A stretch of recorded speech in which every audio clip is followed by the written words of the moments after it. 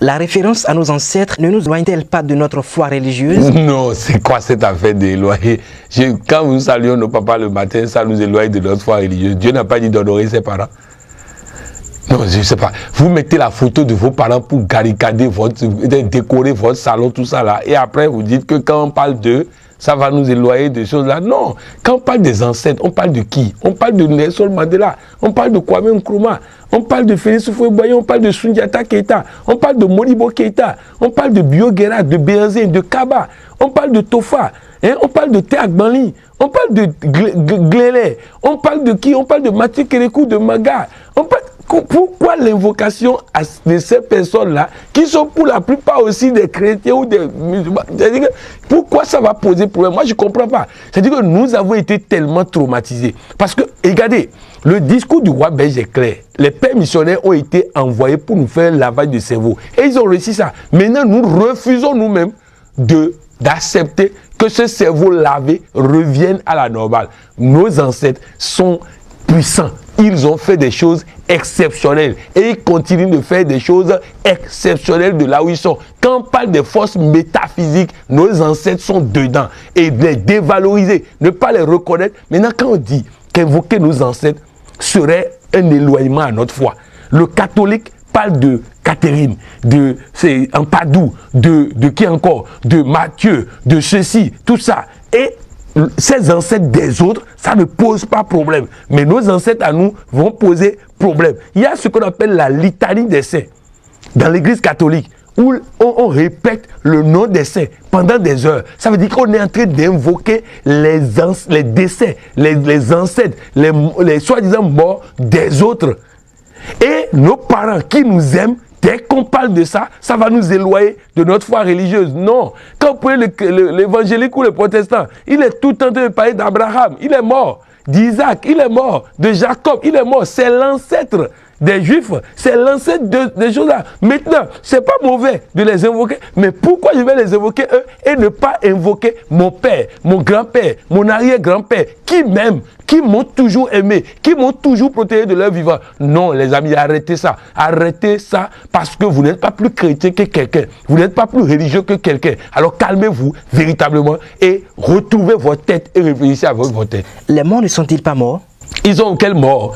Même Jésus a dit qu'ils sont quelque part dans une pièce en train d'attendre le jour du Seigneur. C'est quand même clair. Je dis pourquoi souvent, quand il fait référence à la Bible, les musulmans vont penser que c'est un truc chrétien. Non, c'est que c'est les chrétiens qui sont bouchés là, qu'on doit déboucher. Sinon, les musulmans, ils n'ont pas de problème. Dès qu'ils trouvent quelque chose qui peut les permettre d'avancer, de progresser, de réussir, eux, ils sont preneurs. Mais nous, les chrétiens, on doit nous aider à reprendre le lavage qu'on nous a fait là. Il faut remettre les choses dans l'ordre. Sinon, moi, je ne sais pas, les morts ne sont pas morts, ils sont dans la pièce d'à côté, en train d'attendre le jour du Seigneur. C'est ce que la parole de Dieu dit. Mais moi, je vous dis, ils sont là, ils sont là. La dernière fois, quelqu'un nous racontait, pas plus tard que hier, qu'un jour, il est allé voir quelqu'un et la personne lui dit, pourquoi tu me viens toujours avec ton père? Il dit, quel père? Et il ne voit pas son père à côté. Lorsque mon maman est décédée, soi-disant, et qu'on est allé l'enterrer au cimetière, on arrive au cimetière, on l'a enterré. Maintenant, les gens qui étaient en train de fermer le trou, quand ils ont fini de fermer le trou, ils sont venus maintenant pour la réception et ils disent qu'il y avait un papa à côté, ils veulent voir le papa.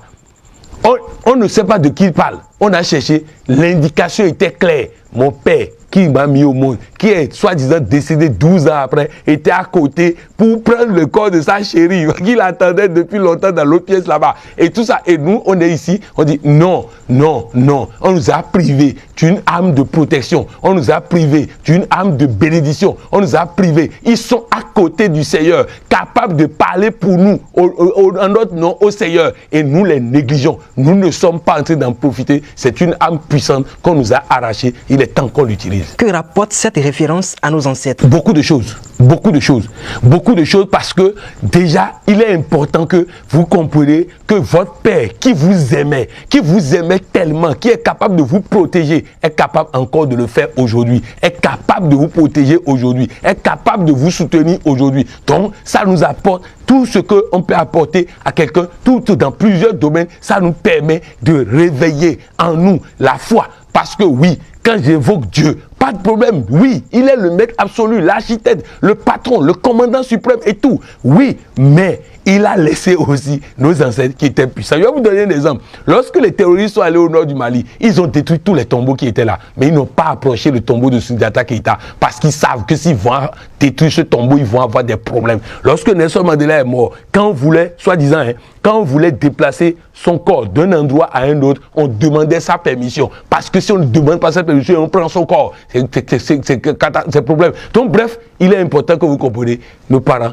ils nous aiment, ils nous aident, ils sont là, ils nous observent. Et quand mon maman, soi-disant, était décédée, on est allé à l'église et je faisais le discours. Les sorciers là étaient déjà venus pour guetter les enfants qui vont prendre. Et j'ai pris la parole. Il dit, maman me dit de vous dire que si pendant qu'elle était dans la pièce principale, où elle était moins puissante que maintenant, vous n'avez pas tué un de ses enfants de là où elle est là. Si vous tentez quoi que ce soit, elle va vous détruire un à un. Elle va vous chicoter, vous allez voir. Et les respirations ont changé parce qu'ils ont compris que la danse a changé. Et personne n'a osé faire quoi que ce soit contre mes soeurs et moi depuis que maman est partie. Parce que nos parents sont dans la pièce d'à côté, en train de veiller sur nous. Quand je voyage, mon papa voyage avec moi, ma maman voyage avec moi. Et sous Douagonvé, sous Grino, Wakimeti,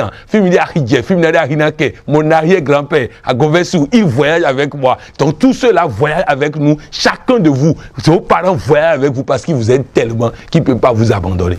Dans quel domaine utiliser cette formule? Dans tous les domaines. Aussi vrai que Dieu est Dieu, mes ancêtres sont puissants et je suis en parfaite santé. Aussi vrai que Dieu est Dieu, mes ancêtres sont puissants et je suis heureux dans mon foyer.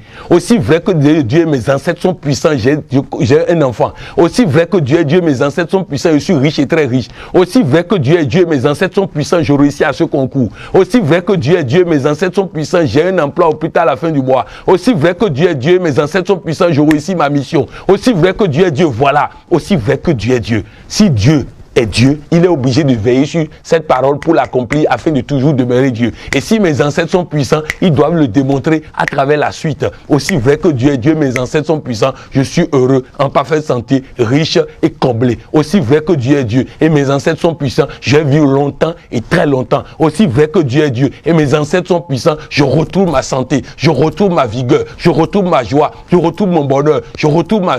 Voilà de quoi il s'agit. Dans tous les domaines, vous pouvez l'utiliser. Votre mot de fin?